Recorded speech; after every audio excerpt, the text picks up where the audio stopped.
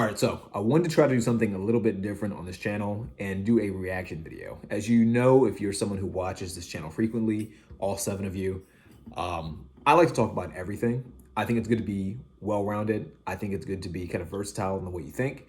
And so I figured, why not do some reaction videos, give my 2 cents on certain topics, and if I agree, tell you guys why I agree. And if I don't agree, kind of give my, I guess, solutions to whatever the people in the video are talking about.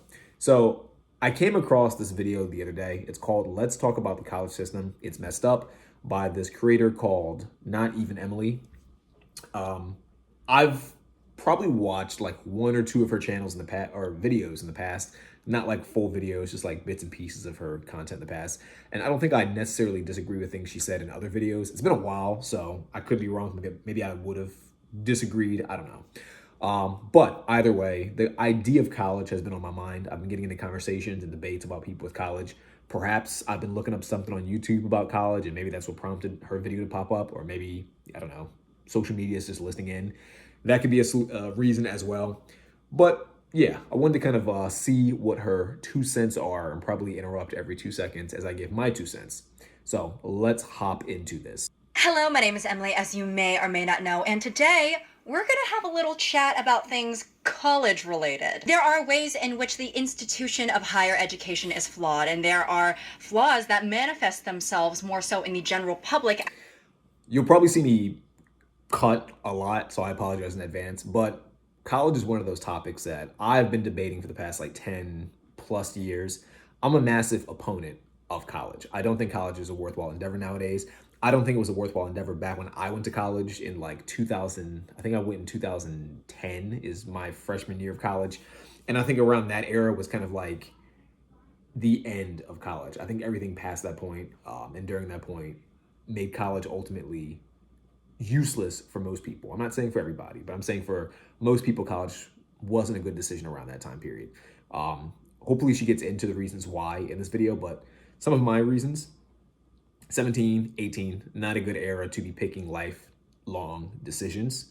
That's a big thing. How the hell do you know what you want to do for the rest of your life at 17 or 18? 2, the world was adapting very rapidly, and I don't think college was prepared for that. The internet was like really taking off around that time. We didn't really know what was to come. And nowadays you see things with like social media, AI, just technology increased rapidly. And a lot of the stuff that college used to teach has become outdated. And if you were to follow the advice that college did used to teach, you'd be screwed because you wouldn't be competitive. You'd be moving way too slow. 3, it's expensive. Student loans are expensive. Student loans are a scam, in my opinion. You should not be requesting a 17 or 18-year-old or 19-year-old or anyone in their early 20s for that matter to take out long-term debt that you cannot erase and that you cannot get rid of. I think in that sense, it's a bit of a scam. I think the classes are a bit too expensive. The information provided, I think, is low quality relative to the amount that you have to pay per credits. So that's another reason why I just think college is flawed. There's a lot of reasons, and I'll probably get into them more as the video goes on, but just want to make that very clear. I am a huge opponent of college. I think it's one of the worst decisions a lot of people can make unless you've really thought it through and unless you've really thought about what major you want. You're somewhat passionate and somewhat aware of what that major entails, what that long-term career entails, how much money that career is going to have. And yeah, if you have a long-term plan, that's a bit different. But if you don't have that, don't go to college, in my personal opinion. Or at least don't go to a main university or a big college. Maybe do community college if you're not sure about what you want to do. That might be a better strategy. But enough with me yapping. Let's get back into this. Result of that institution or society. Today you are admitted to Not Even Emily University, where instead of a degree, you get a chuckle and perhaps entertained. Which is, of course, way more valuable than a degree. And of course I'm being hyperbolic, but nowadays, perhaps that's even 1% true. I want to start out by talking about the admissions process. A lot of people, they, find their self-worth or personal validation in which colleges they get admitted to. How many did you get into? Which ones did you get into? Did you get scholarships or grants? What program did you get admitted to? Some people grow up having a dream college for their entire lives.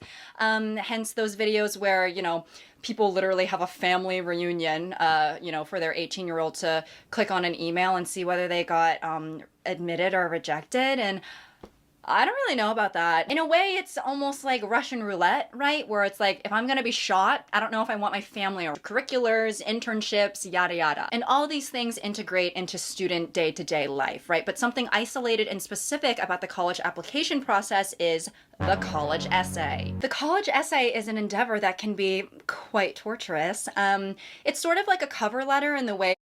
I'll say this. I remember when I was going to college, they had the college essay, and it was something along the lines of, what was your like most defining experience, or what was your greatest experience so far? How do you think that'll help you as a college student?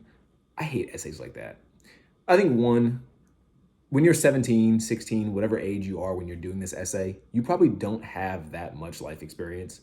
You can, but most people probably don't. And if they do, they're probably not able to really see how impactful that life experience has been in their overall lives. So to ask someone who's like 15, 16, 17, whatever, to write a whole essay about what their most impactful life experience is going to lead to a lot of people bullshitting. I think that's the truth about it. You're going to bullshit. I bullshitted. I think most people bullshit. And the problem with that is, if you have to bullshit to provide a response that you think is worthwhile to a college of your choice, it defeats the purpose of the question in the first place. Like, if I have to lie to you to get you to accept me, then you asking the question, I shouldn't even say me, if 99% of people, or if 90% of people have to lie or hyper exaggerate something just to believe that they can appeal to you in the right potential way, then perhaps the question isn't a good question. Does that make sense? It's like if you have a company and 99% of people have to lie or exaggerate on their resume because the standards you set for that job is way too high relative to what the expectations overall should be in that job, then perhaps your standards are just too high. Like, that's one of those situations where, like, yeah, your standards are probably too high. Like, bring it down a little bit. You're asking undergrad students to have like 10 years of experience, and you're requesting $30,000. You're suggesting that they'll be paid $30,000 for this career. You're looking for a bit too much based on what you're trying to give out. So how about you lower the standards a bit and ask for a lot less? Unless you're willing to pay more, then you can request more. Hopefully that makes sense. But yeah, the college essays are just complete bullshit. I think they're such a waste of time. And colleges, I think, need to come up with a more clever strategy of vetting students. Like, I guess I just need to talk about myself. It's a hard balance to sell yourself but not seem like cocky, I guess. It's like, can't I just get all my friends and family to write a short sentiment about how great I am, and then I can just submit that, right? Can't I just, all of my friends and family, I need you to, write a rather elaborate tweet about how much you love me, about all of my success and how you look up to me and all of these things. So that way I can bookmark them all and then just kind of sit in the college admissions office and just sort of scroll and be like, well, let's ask the audience. Here's the evidence, right? But there's a certain art to writing the college essay, and there's a certain trend that I want to discuss, which is trauma dumping in your essay. It's kind of almost like American Idol in that way, where if you have a sad backstory, you better be bringing that shit up or you're not going to be going to Hollywood, or in this case, college. I remember when I was brainstorming for my college essay, and it really did cross my mind. I was like, should the first person I ever come out to be this random admissions officer that I will never speak to in my life? I guess this is a good time to bring up how difficult it was for me as a minority to be living in a predominantly white conservative town. College essay prompts have often focused on, overcoming struggle or obstacles, personal identity, and challenges, which obviously this sort of paves the way for a lot of students to treat the college essay as almost a syllabus for everything that has ever went wrong in my life 101. And it's true, hardships in your life can definitely be influential to your personhood, especially when you're a teenager at the time. But I think it's interesting that, some colleges seem to determine who can be a good candidate as a student at their university or not, hinges upon their willingness to maybe talk about the worst thing that's ever happened to them. And of course, there are other prompts that might try to focus on other things like accomplishment, right? But those things can go hand in hand with struggle too, because it's like, This was such a big accomplishment for me because I had to go through A, B, C, X, Y, Z. And then you basically have hordes of 17-year-olds unpacking their trauma, writing that shit down, revising it to death, and then thinking to themselves, maybe instead of saying my parents left me, I should say abandoned because it's a better vocab word. And then you go through all of that only to be potentially rejected, right? And that's just the name of the game. The competition is high.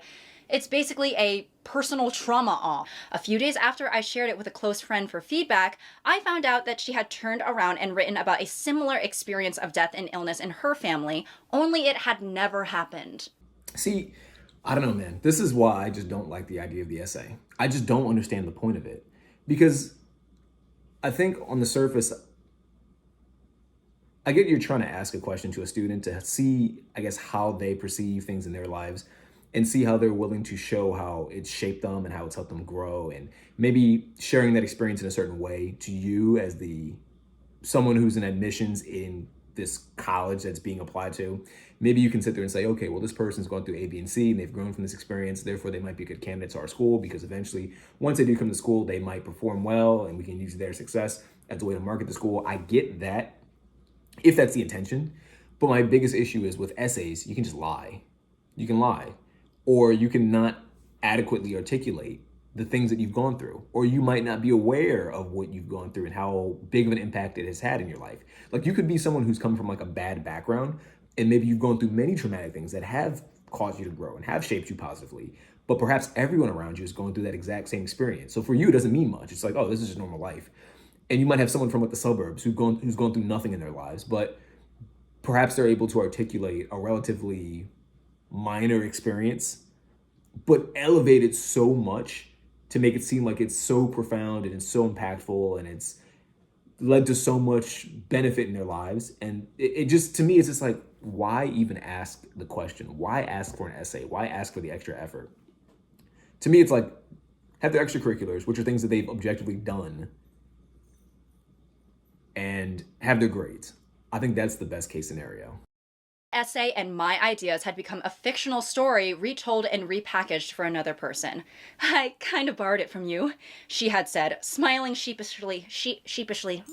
But you know, anything to get into an Ivy, right? After some thinly veiled constructive criticism that didn't try very hard to hide my feelings, I asked her to choose another topic to write about. Completely valid. It was very clear that this had permanently changed the way I viewed her and our relationship, and she never shared her writing with me again. It was, all in all, a surreal experience that illustrated how ridiculously commercialized and insincere the college application experience had become. Yet the weirdest part was that I secretly did understand in a sort of strange and twisted way. I absolutely understood her desire to be taken seriously as a person, as an applicant, and as a victim. Specifically in regards to college essays, but just the college applications as a whole, right? According to Intelligent.com, hi smart. In January, Intelligent.com surveyed over 1,600 current four-year college students, along with those who have graduated from a four-year school within the last 5 years. And here are the results. 61% of people admitted to including untrue information on their college applications. Of this group, 39% missed. And so I didn't know that she was going to go through these statistics. I've never heard of these statistics, but to me, this is just obvious. Like, obviously people are going to bullshit and they're going to say things that aren't true because that's what the expectation is. The expectation is to share this elevated essay or this elevated story with you on the admissions board for these people to get an opportunity, or at least in their mind, they believe it's an opportunity to go to your college. So it's a bad incentive is really what it comes down to. And so if most people are doing this, and by the way, I want to point this out, based on this statistic that she's reading, she said like 61% said they misrepresented whatever, 39% said they misrepresented their race or ethnicity, whatever.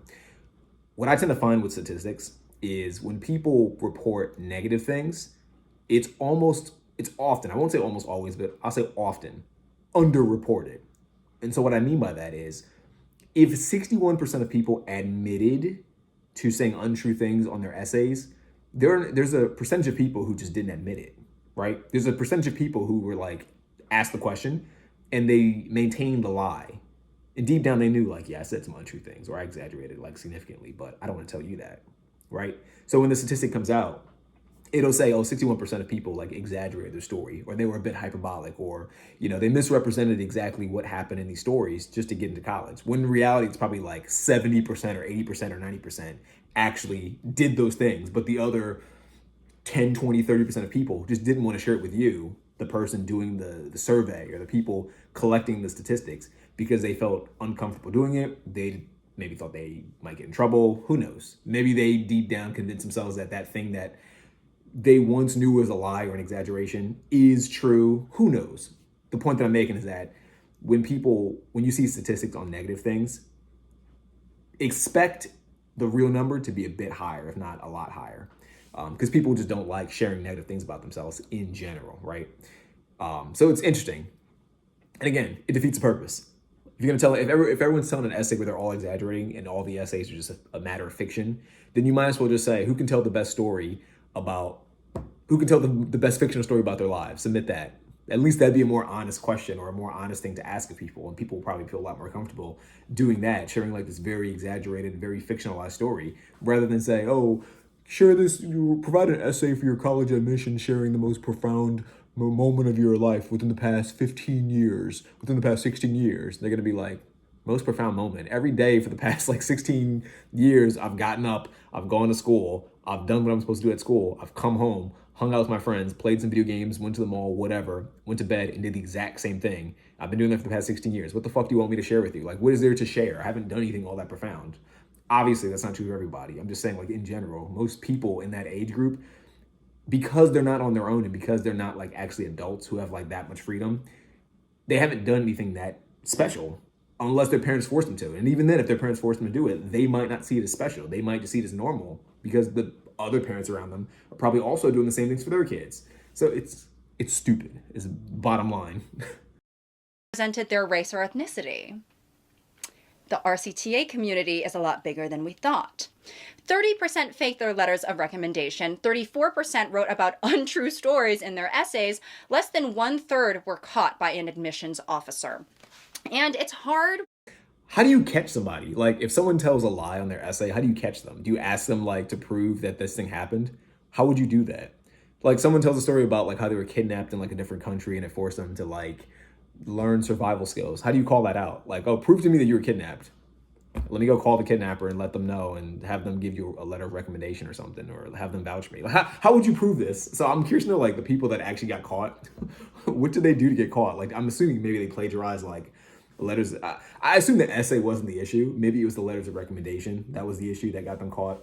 They plagiarized it or signed someone's name that didn't actually vouch for them, and perhaps the admissions person called that person on the letter of recommendation up, and they were like, I would never vouch for Johnny. Johnny's a piece of shit. Maybe that's how they got caught. I don't know. But that's funny that 1/3 got caught. Like, how? And you've set up this system that, it's sort of a positive reinforcement towards sharing your trauma, but then you don't have a solid way to verify that trauma. Like, if I write in my essay, every single day I was bullied relentlessly on the playground at recess. They would throw rocks at me and rub tan bark against. Focusing on the trauma stuff, obviously I don't think everyone shares traumatic stories, because usually the prompts, from what I recall, are not about sharing your trauma. They're just about sharing a moment that you've considered to be interesting or profound. Obviously people have positive experiences that can be worth sharing. I think when I wrote my essays, I wrote mine on speaking. So when I was young, my parents had me in like a bunch of different programs. I was in Boy Scouts, I was in robotics, I was in this thing called the National Young, I think it was called like the National Young Leaders Society, something like that. And for that specific group that I was in, at one point we had to go to DC. I think actually we were in Falls Church, funny enough. I'm in Northern Virginia. Falls Church is not terribly far away from where I am now, but I think we went to Falls Church, and I think for like a weekend or for a week or something, I was in this camp like overnight, learning about just different things like politics and a bunch of different stuff, history and science, all kinds of cool stuff that I took for granted back then, but I think nowadays I'd be more interested in. And for whatever reason, they nominated me to speak at like, there's this final ceremony and they had a bunch of people speak from like each group. And in my group of like 20 or 30 kids, they picked me. And I was like 9 or 10, maybe 11 at the time. I was in, I think, the 6th or 7th grade. So what would that make me? I think 11 or 12, because I was a little bit young for grade school. Um, so I think like probably 11 or 12, and they had me speak, and it was scary because it was a bunch of in front of like all these people in this big like conference center. And I'm pretty sure I did terrible because I wrote it out and I was 11, and I didn't really have much like mentorship there. But I wrote that as my essay for my college admissions. And I think, without sounding overly arrogant, I think that's not an experience most kids, especially at the age of 11, have. Like speaking in front of a huge crowd of 100 plus people at this conference. I don't think most people have that experience. But I will say that at the time, I didn't think it was that big of a deal. It didn't mean much to me because I was 11. Or well, when I wrote the essay, I was 16. So it didn't mean much to me. I didn't care. So for you to ask me, how did it impact my life? I wouldn't have much to say about that. I would say, it was an interesting experience. It was a scary experience, but it didn't change me in any significant way. Me speaking on stage at this conference was not something I wanted to do. It was something I was elected to do or chosen to do, not because I had any ambition to do it. They just felt, maybe they thought I was too shy. I don't really know what it was, but they were like, oh, we need to have this guy speak. And I did it, and it meant nothing to me after it was done. So it didn't really cause me to grow in any significant way. It didn't lead to me having a better speaking ability because I didn't learn how to speak there. I just kind of got up and shook and said what was on my piece of paper. I was just reading. But hopefully you get the point that I'm making. Like, when you're so young, there's some things that on paper might be profound or might be impactful, might be like a growth opportunity.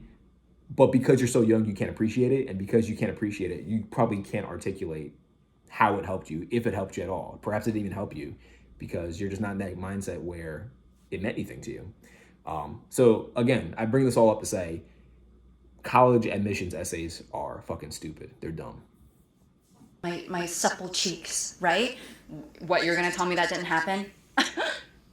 I'm sorry, were you there? The person reading my essay, what? They're gonna... How do you prove? How do you prove what's on the essay, like what's true and what's not true? How do you prove it's not like just complete garbage? Huge privilege, right? If you're in college right now, and you're kind of hating your life and things like that, remember, ultimately at the end of the day, you are lucky to be there.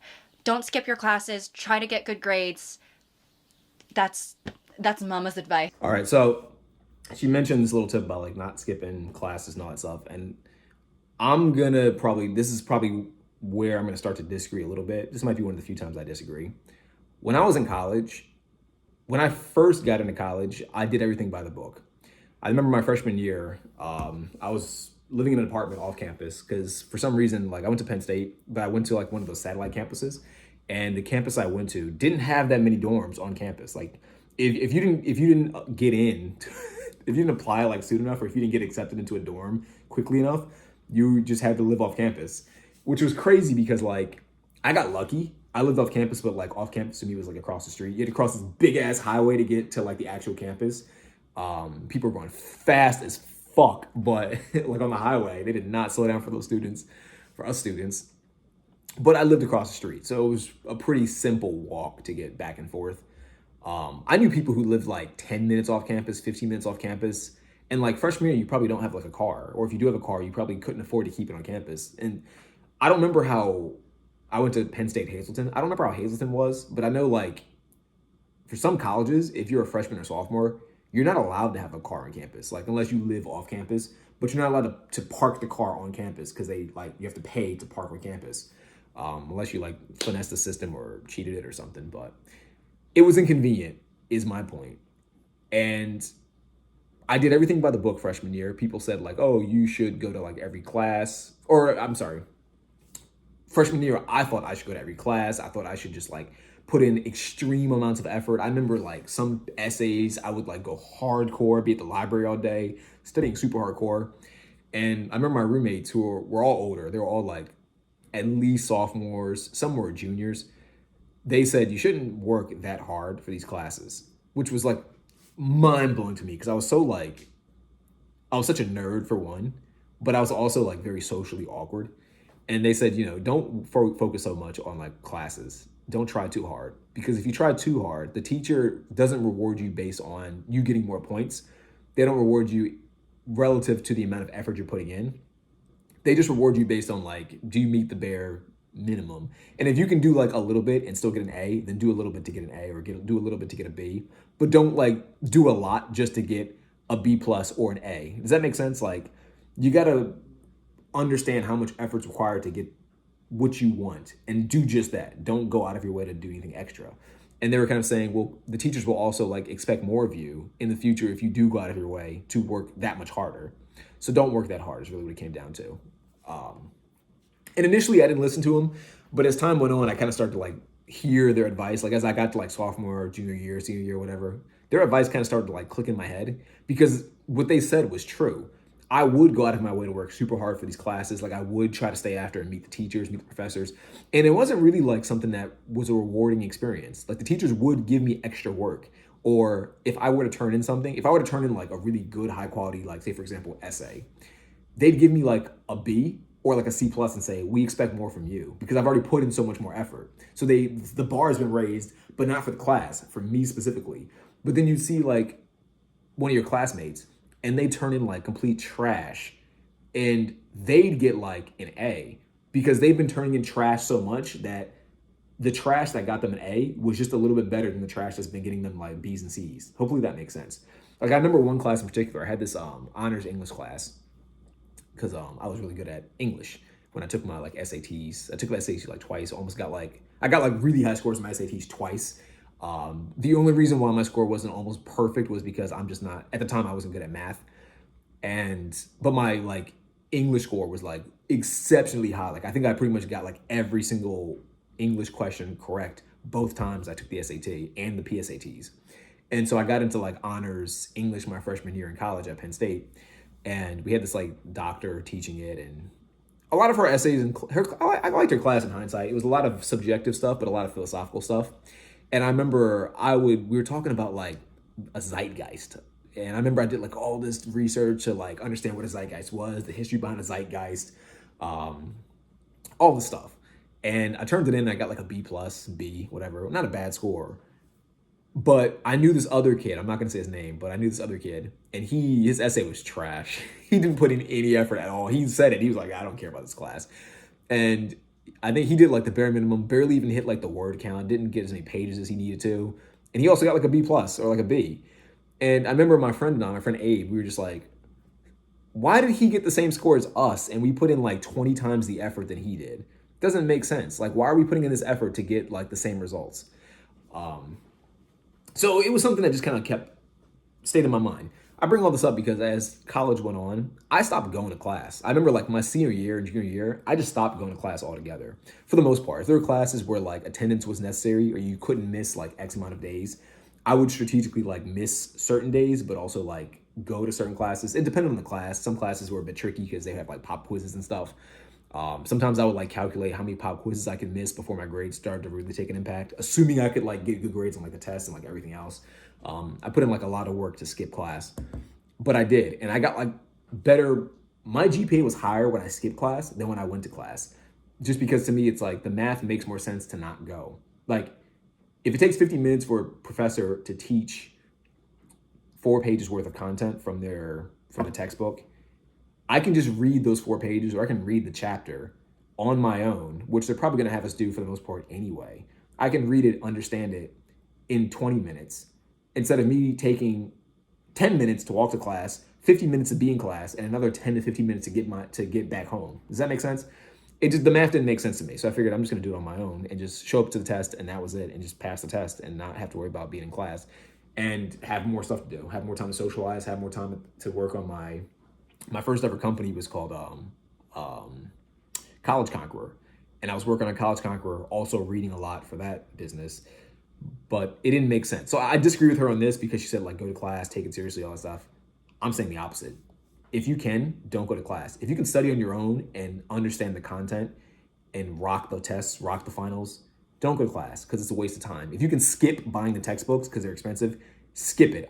Senior year and junior year, I stopped buying textbooks. Unless the teacher like made it mandatory to buy the textbook, and even then I'd find like ways to like ask my friend for their textbook and just pretend like I owned a copy of it. Because some teachers were slick about that, and I used to hate that, where teachers would say like, oh, you need to buy the textbook. and it'd be the teacher's textbook that they wrote themselves. So it's just like you're profiting off your students, which is bullshit. And then the entire class, they don't even go through the textbook, or they go through like PowerPoints that are from the textbook. But it's like, if it's a PowerPoint, you could just provide this to us. You don't need us to buy the textbook. It's just a waste of time and money. It's just you trying to like profit twice off of your students. It's BS. It's like scammy almost. I hate it. Hated it. And but you find tricks to get around it. You find ways to like finesse the system. Chegg would be the most simple option, but you find ways to get like a student who's older than you, who's had that class, to like loan you their textbook or just give you their textbook, or you pay them like a small fee, like $20 for a $200 textbook, because if they were to try to sell the $200 textbook, the bookstore would give them like $5. So a lot of different ways you can kind of like get around the system, but that's my recommendation. Be more clever in college. Don't necessarily go. It's not really worth your time. I know you're paying for it, but really you're paying for the credentials, you're paying for the social aspect, and you're paying for really the degree, which is really just credentials. Like, you're paying for credentials. If you can skip the hard work and just pay for the credential, pay for the credential. That's my suggestion. Expensive that the moment you have a baby, a lot of people, they're already starting to save for the college fund, you know. Before the doctor can even clip the fucking umbilical cord, or before the baby can even take its first breath of life and start to cry, I've already donated $500 to Gugu Gaga Wawa's undergrad. According to a 2025 report from educationdata.org, the average in-state student attending a public four-year institution and living on campus spends about $27,146 for one academic year. So this is one of the things I really dislike about college, and this is kind of, we're getting into that territory where I think colleges are just borderline scams. She said, I forget if she said like in-state, I could rewind it, but I'm not going to do that. It doesn't matter. $20,000 per year for college. There's another stat that's popping up now. The average private nonprofit university student spends $58,000, let's round up to $60,000 per year living on campus. $40,000 of it is tuition and fees. So let's just be a little bit friendly and say like $40,000 is what the average student spends, depending on the college, but let's just be like, let's say 30,000, let's be more conservative. 30,000 per year to go to college. You, on average, will spend 4 years in college. So that's $120,000. Now, this is where we start to get into weird territory, because if I were to ask you at home, what could you do with $120,000? Do you think you can invest it somewhere wisely? Or do you think college would be your best investment? I would like to think that most people, if they really think about it for 10 seconds, would probably realize that college wouldn't be worth it. $120 could be several houses. That's a couple down. It could be like at least 1 or 2 down payments for a house. Probably like nowadays, maybe just one house if you do like a standard FHA, because prices are so high. But I'm joking a little bit, but you get the point that I'm making. You could do a lot with $120,000. And I remember at one point, someone mentioned to me, they were like, if you took the amount of money that people spent on college and just invested it into the S&P, they'd be multimillionaires within like a couple decades, barely. And if you think about it, 120, like, I don't want to get like too deep into like complex math, but say you took $120 and you put it into an account, and that account grew by like 10% every single year. Do you think you'd be better off doing that? Or do you think you'd be better off spending $20,000 in college, plus the books? Remember, I rounded down, so I'm being conservative. Plus the books, plus the food, plus the housing, plus all that stuff. And then when you get out, you have to get a low-paying job to pay back the loan that you use to pay for that. Which option do you think would be better? Hopefully, if you're decent at math and you understand like opportunity costs, investing all that money would be much better. Like, if someone can give you like a relatively cheap loan and say, oh yeah, you can reinvest my loan at a better interest rate, that's a much better strategy than going to college in general. If you're going for like just a major and without a plan, which is what a lot of people do, financially it doesn't make much sense to go to college. It makes much more sense to just invest it. So my issue is that colleges are too expensive. Like, what do you need to spend $40,000, $30,000 a year for? Like, realistically speaking, what do you need to spend it? Textbooks don't need to be that expensive. I know this video is already long, but I want to share a quick story. I went with my wife not too long ago, maybe a couple years ago, 2 years ago. She went to visit Penn State, and we went to the bookstore. I like bookstores. I like books. So I always like to go to the bookstore whenever I go to any college campus, but in particular, Penn State. I go to Penn State, I see a textbook. It was like 50 or 60, maybe $70 for a textbook. And I was freaking out because I was like, man, that's so expensive. And it wasn't a big book. It was like this big. It was like a relatively modest sized textbook. And I was like, well, the good thing is nowadays you can have ebooks. I go to the ebook, $70 for the ebook. And I lost my mind because I was like, why is the ebook the same as the actual physical book? Like, you could make an argument that the physical book's expensive because you need to like write it, manufacture it, ship it, print it, all that stuff. I'd be willing to hear you out in that argument. I'd listen to that. I think $70 is still a bit expensive, especially because you're doing it in bulk. But I'd be willing to like accept that argument. An ebook, you write once and it's digital. You don't need to print it. You don't need to ship it. You don't need to manufacture a physical copy. So why the hell is it the same price as the actual hard copy book? And this is the reason why. This is at least my explanation for why. It's because it can be. That's why. Because teachers are going to make it mandatory to have the book despite not actually using the book, or despite being able to just rip the pages from the book and teach that without you having to buy it. It's intentional, just to make you have to spend money on something that you really don't need and that you can't resell, because you can't resell an ebook, right? You can barely resell the textbook. You can't sell the ebook. It's digital. You can give it to somebody, but of course the next year they're going to do like an updated edition that student has to buy, which will invalidate your edition. So it's bullshit. I hate it so much. What else? The amenities. You don't need amenities on a college campus. You're there to learn. You're there to understand information.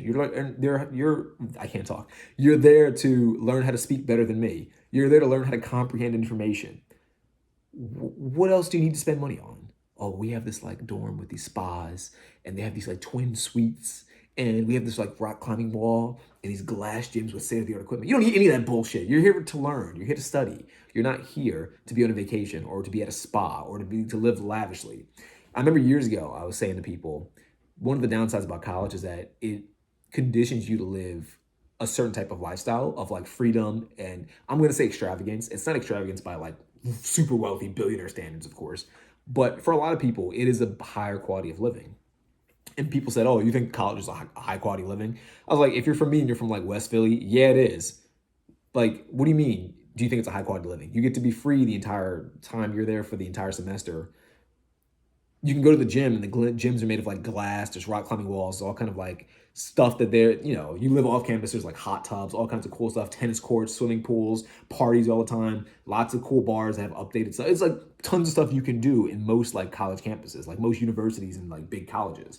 So yeah, it is a higher standard of living compared to most people. When you graduate, you get downgraded for the most part, unless you live somewhere like New York or something and you have the money to afford it. You get downgraded. You work a 9 to 5, you got to drive everywhere. You don't have much time. You're drained a lot of times. Like, it's a lower quality of living. So yeah, like you're conditioned to live a high standard, relatively lavish quality of life for 4 years, 5 years, whatever, however long it takes you to graduate. It sucks. So these prices to me make no sense at all. It's just crazy. We live in Minnesota, but my son wants to go to film school at NYU. It sucks that dreams, ambition, and So I've said this before about colleges in general. I think one of the things that we're going to see with colleges, and this is just a prediction, I don't have like any raw data to demonstrate this or to prove this, but I get the vibe that in the next few years, maybe even like this year, starting this year, in the next like 2 to 3 years, we're going to see a lot of people shift away from attending college. And I think what's going to happen is, actually, I do think there's a bit of data saying that a lot of men aren't going to college, and they're starting to get more into the trades. I think what we're going to find is once a lot of people stop going to college, once people realize that college is not really worth it, it's too expensive, leads to a lot of bad debt that you can't get out of. Once that starts to pick up, and I think it's starting to pick up now, I think we're going to see colleges shift. I think there's going to be probably a good amount of colleges that start to lose a lot of money. They might go away. I think some of the big colleges like Harvard, Stanford, Yale, all of those probably will start to reshift. Maybe some of the state universities, they'll probably start to shift their model and incorporate more online classes. I think that'll be a big thing. But I think they'll also try to decrease the cost of tuition by offering different types of classes where you can get, I guess, kind of maybe accelerated majors or accelerated degrees. Pretty much, I think they're going to shift their business model around to accommodate for the lack of people who want to attend college. I think the ball's in kind of university and college's court to demonstrate that they're actually valuable in today's economy. And I think that's going to be very difficult to do.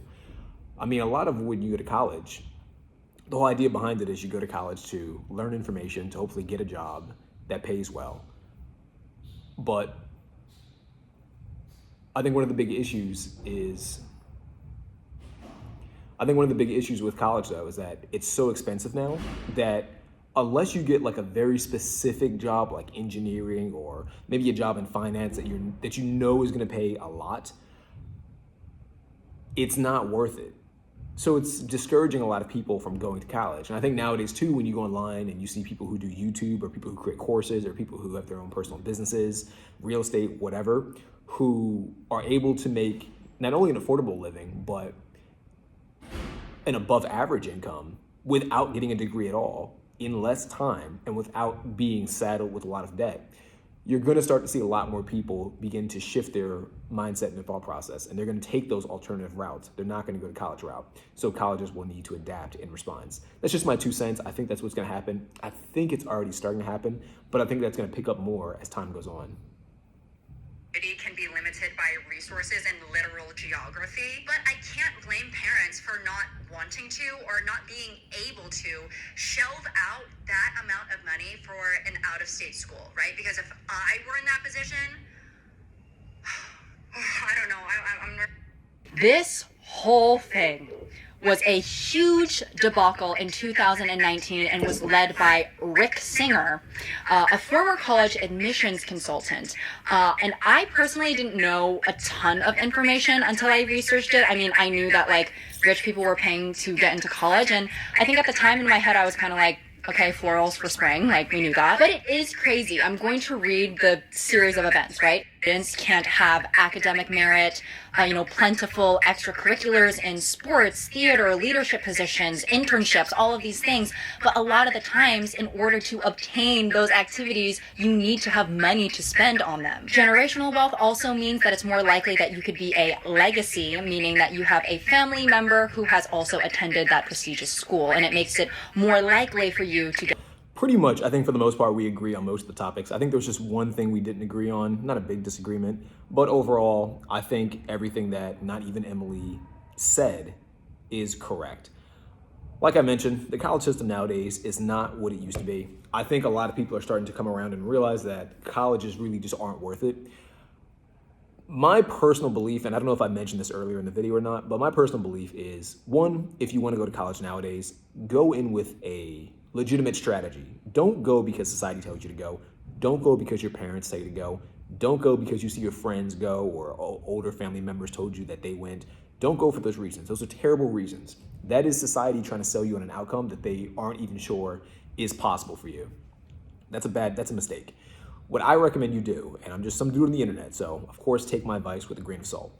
But if you're going to go to college, have a very long-term plan. Go in having an idea of what career you want from going to college. Have an idea of what major you want to pick. When it comes down to knowing what major you want to pick, be sure to shadow people or interview people who are in that specific field that you want to be in. Understand the salary for that position or for that career. Understand how long it takes to excel in that career. Understand like what the work-life balance is. Some people have careers and the income is great, and maybe in general, the tasks of the job aren't bad, but the hours suck. Or most companies that hire these specific types of people in these industries might just be terrible employers. That can be something that you don't want to be bothered with. So keep that in mind when you're trying to come up with a strategy if you go to college. Second thing, think about student loan debt. If you're going to get debt, make sure the debt makes sense. We allow people who are way too young to take out student loans. And I think it's a massive, I've said this before in different videos, it's a huge downside to everybody. It's a downside to the individual, of course, but it's a downside to society as well. Because when you saddle young people with too much debt, they're far less likely and far less able to take on additional risks. And if they're not willing to take on additional risks, they're not going to innovate. If they're not willing to innovate, they're not going to contribute to society in any meaningful way. So it's just a bad outcome for everybody. Understand how much you're going to be paying for your student loans. Think about an idea of how long it'll take you to pay off your student loans based on the career that you're choosing. Make sure those numbers make sense. And I would say last thing, this is just my overall view of college. If you do go to college, even if you take into consideration all the things I just mentioned, personally, I think the best thing you can get out of college is the networking. I think a lot of people don't really consider the networking aspect of college to be a factor at all. To me, it's like number one factor, like the top tier factor. I think even if you went to college, even if you got a degree and got the worst possible grades and barely scraped by to get that degree, I think it all doesn't matter if you've met a lot of people and if you formed long-term relationships. And I'm not saying that everyone in college needs to be your best friend. What I am saying is that if you do meet people, put in a genuine effort to keep in touch with people, be likable to those people, be known to those people. There's an expression I heard, it's not about who you know, it's about who knows you. And I think that's extremely valid. In different studies I've read, I think about 70 to 80% of most people in long-term careers, they get the career not because of their resume or because of their credentials. They get the career because they know someone who is in that career. They know someone who knows a manager, or they know someone who knows a supervisor, or they know someone who might be the owner of that company. Does that make sense? So basically, you get a job not so much by the resume or by who you are, but because of just who knows you or who's willing to take you in, simply because you guys are cool or because you guys are friends. I think that's how life works in general. I think a lot of opportunities come not so much from how smart you are, not so much from what degrees you have, but they come from who you know, right? Like if you're someone who knew Donald Trump, for example, but you had no career, but Donald Trump loved you, do you think he wouldn't give you an opportunity? And, he's the first name that popped into my head because he's rich and he's president. Don't think too deeply about like political affiliation. It's just a hypothetical. But hopefully you get the point that I'm making. If you know someone who's in a position of power or in a position to make valuable decisions or someone who's in a position to give you an opportunity, that's more valuable than the things you know. Because a lot of times in real life, we overlook competence in favor of simply being cool with people. And I think that's perfectly fine. Not in every position, but in the general sense, that's not the worst thing in the world. So keep that in mind. If you're gonna go to college, network, meet a lot of people. I think it's good to have fun in college. I think it's super valuable. Make sure to keep in touch with the people you meet. And I think that's your best bet for college. And I think that's where the highest ROI comes from. But let me know what you think about this video. Show some love to Not Even Emily. She's got way more subscribers than me, so I'm sure she's getting plenty of love, but I do want to give her credit for me reviewing her video. So check out her channel as well. I've seen, I think I like 1 or 2 videos of hers before and I liked them. So she has a pretty cool channel, it seems. Leave a comment below if you agree or disagree. I'm always curious to hear you guys' opinions. And then final thing, if you like the video, share it with other people who might enjoy it as well. But until next time, hope to see you in the next video. Peace out. Bye.